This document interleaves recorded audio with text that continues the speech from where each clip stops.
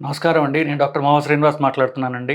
ఈ రోజుల్లో మనకి ఏమి తెలుసుకోవాలనుకున్నా గూడా గూగుల్ కంటే ఎక్కువ చాట్‌జీపీటీ, క్లాడ్ ఇట్లాంటి ఆర్టిఫిషియల్ ఇంటెలిజెన్స్‌కి సంబంధించినటువంటివి ఎక్కువగా అందరూ వాడుతున్నారు.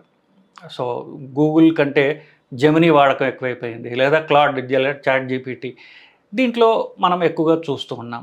ఇది హెల్త్‌కి మన హెల్త్ యొక్క సంబంధించినటువంటి నాలెడ్జ్‌కి ఎంతవరకు ఏఐ ఉపయోగిస్తుందంటే చాలా చాలా ఎక్కువగా ఆర్టిఫిషియల్ ఇంటెలిజెన్స్ మెడిసిన్‌లో వాడడం జరుగుతోంది. ఫర్ ఎగ్జాంపుల్ నేను కార్డియాలజిస్ట్‌ని. కార్డియాలజీలో పేషెంట్ యొక్క డేటా గానివ్వండి, లేకపోతే ఏ ప్రొసీజర్ మంచిదని గానివ్వండి, ప్రొసీజర్ రిజల్ట్స్ కానివ్వండి, ఆర్టిఫిషియల్ ఇంటెలిజెన్స్ మన ప్రొసీజర్‌లో ఎలా వాడుకోవచ్చని గానివ్వండి, మనం ఇమేజింగ్ అంటాం. అంటే మనం చేసే ఎక్స్‌రేలు గానివ్వండి, రక్తనాళాల లోపల చేసేటటువంటి ఇమేజింగ్ అంటే రక్తనాళాల లోపల స్కోప్ పెట్టి చూడటం గానివ్వండి, అన్నిటికీ కూడా ఆర్టిఫిషియల్ ఇంటెలిజెన్స్ అనేది విరివిగా వాడటం జరుగుతోంది. ఇంక్లూడింగ్ 2D ఈకో, చెస్ట్ ఎక్స్‌రేల దగ్గర నుంచి కూడా అన్నిటికీ ఆర్టిఫిషియల్ ఇంటెలిజెన్స్ జోడించి ఇప్పుడు పరీక్షలు చేయడం జరుగుతోంది. బాగుంది. ఇప్పుడు ఈ ఆర్టిఫిషియల్ ఇంటెలిజెన్స్ మనకి హార్ట్ అటాక్ ఉండే రిస్క్ గురించి చెప్తుందా అని అందరికీ ఇది సర్వసాధారణంగా అందరికొచ్చే క్వెషన్. మీ పెద్ద పెద్దోళ్ళు చెప్తారు, ముందే హార్ట్ అటాక్ రిస్క్ వీళ్ళకి ఉంటుంది అని ఇది ప్రిడిక్ట్ చేయగలదా అనేటటువంటి అంశాన్ని లండన్‌లో ఇంపీరియల్ కాలేజ్ లండన్‌లో వీళ్ళు పరీక్ష చేశారు.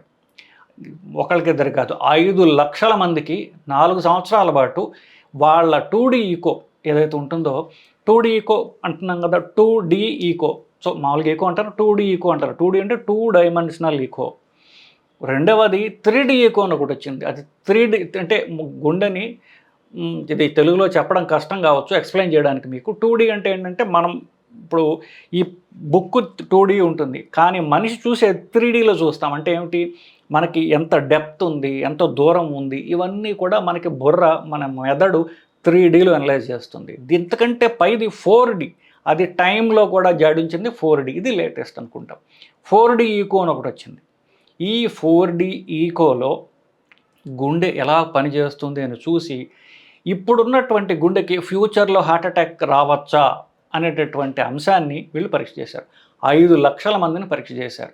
40 నుండి 69 ఏళ్ళు, అంటే 40 నుంచి 70 వయస్సు మధ్యలో ఉన్నటువంటి 5,00,000 మందిని ఇంపీరియల్ కాలేజీలో పరీక్ష చేయగా వాళ్ళకి తెలిసింది ఏంటంటే, ఎవరికైతే అధిక బరువు ఉంటుందో వాళ్ళు హార్ట్ అటాక్‌కి ఎక్కువగా ఫ్యూచర్‌లో వచ్చే అవకాశం ఉన్నది.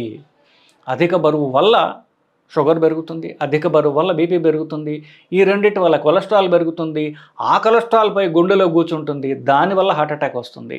ఇది మనం మామూలుగా లాజికల్‌గా స్టెప్స్ ప్రకారం చూసుకుంటే ఇది పాసిబుల్ అనిపిస్తుంది. కానీ దీంట్లో ప్రూవ్డ్. ఇన్‌ఫ్యాక్ట్ ఈ 2D ఈకో, ఈ 4D ఈకోలో చూడగా వాళ్ళకి ఈ 4,00,000 మందిని 6 డిఫరెంట్ గ్రూప్స్‌గా డివైడ్ చేశారు. 6 లెవెల్స్‌లో రిస్క్ ఉంటుందన్నమాట. ఫస్ట్ లెవెల్ వాళ్ళకి అసలు ఏమీ లేదు. సెకండ్ లెవెల్ నుంచి 6వ లెవెల్ వరకు అందరికీ కూడా ఊబకాయం పెరుగుతూ ఉంది. వాళ్ళ బరువు పెరుగుతూ ఉంది. బరువుతో పాటుగా రిస్క్ ఫ్యాక్టర్స్ పెరుగుతున్నాయి. 6వ కేటగిరీ వాళ్ళు అందరూ చాలామంది అధిక బరువు ఉన్నవాళ్ళు, దాని నుంచి వచ్చిన షుగర్, బీపీ, దాని కాంప్లికేషన్స్ ఉన్నవాళ్ళు. సో, మనం టూకీగా చెప్పుకోవాలి అంటే ఆర్టిఫిషియల్ ఇంటెలిజెన్స్ కూడా మన హ్యూమన్ ఇంటెలిజెన్స్ ఏదైతే తెలుసుకుంటోందో దానికి కరెక్ట్ అని ప్రూవ్ చేస్తోంది. ఏంటి? బరువు ఎక్కువ ఉన్నట్లయితే బరువు తగ్గండి. బరువు పెరగకుండా జాగ్రత్త పడండి. తిండి ద్వారా, ఎక్సర్సైజ్ ద్వారా, లేకపోతే బరువు తగ్గే ఇంజెక్షన్లు తీసుకునే ద్వారా మీరు బరువు నియంత్రించుకోండి. మీ షుగర్, బీపీ అలాగే హార్ట్ అటాక్ రాకుండా ముందే మిమ్మల్ని మీరు కాపాడుకోవచ్చండి. నమస్కారం.